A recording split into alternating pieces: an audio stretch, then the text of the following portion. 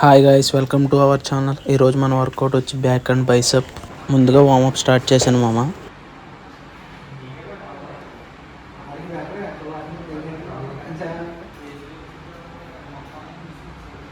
Warm up అయ్యాక pull up start చేశాను మామ. 2 సెట్లు, సెట్కి 15 గడికి 2 సెట్ చేశాను. స్ట్రెంత్ సరిపోవట్లేదు అసలు, మీరే చూడండి, సరిగ్గా రావట్లా.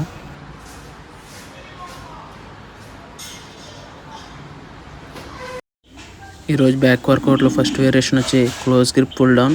స్లో అండ్ స్టడీగా 4 సెట్ చేశాను మామ. మనం వర్కౌట్ చేసేటప్పుడు మన వెయిట్లు అనేవి ప్రోగ్రెసివ్ ఓవర్లోడ్గా పెంచాలి మామ.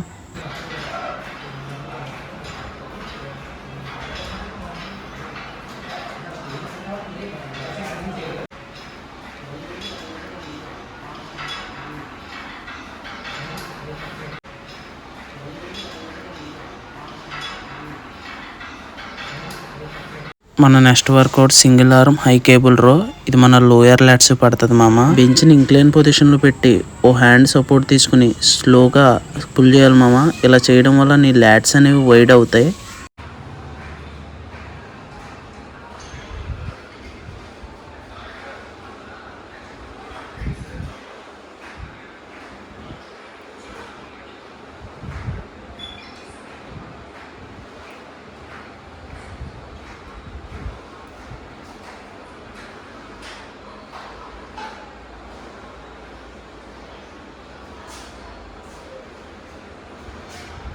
మన నెక్స్ట్ వేరియేషన్ వచ్చి సీటెడ్ కేబుల్ రో.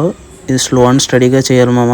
వెయిట్ని పుల్ చేశాక 1 సెకండ్ హోల్డ్ చేస్తే మీ బ్యాక్ అనేది యాక్టివ్ అవ్వడం మీకు తెలుస్తుంది. అలా చేయడం వల్ల మీ బ్యాక్ థిక్నెస్ కూడా బాగా పెరుగుద్ది.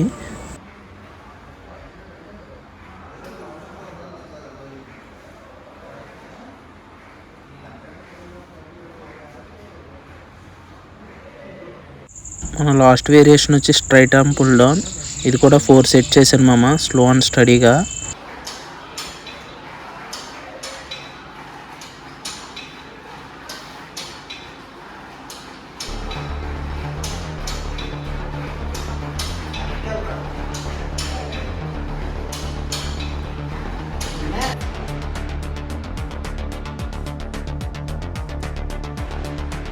మన నెక్స్ట్ వర్కౌట్ బైసెప్లో ఫస్ట్ వేరియేషన్ వచ్చి బైసెప్ కర్ల్స్ మామ. చెస్ట్ అనేది టైట్ చేసి నీ హ్యాండ్ కొంచెం బ్యాక్ పెట్టి చేయి మామ. బైసెప్ అనేది మామూలుగా యాక్టివ్ అవ్వదు. ఒకసారి ట్రై చేయండి మీరు కూడా ఈ వర్కౌట్. పంపు మామూలుగా రాదు అసలు.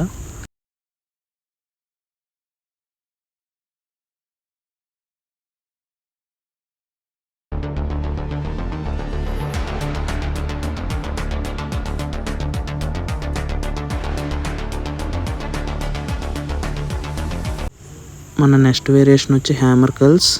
7.5తో సూపర్ సెట్ చేశాను మామ, స్లో అండ్ స్టడీగా 4 సెట్.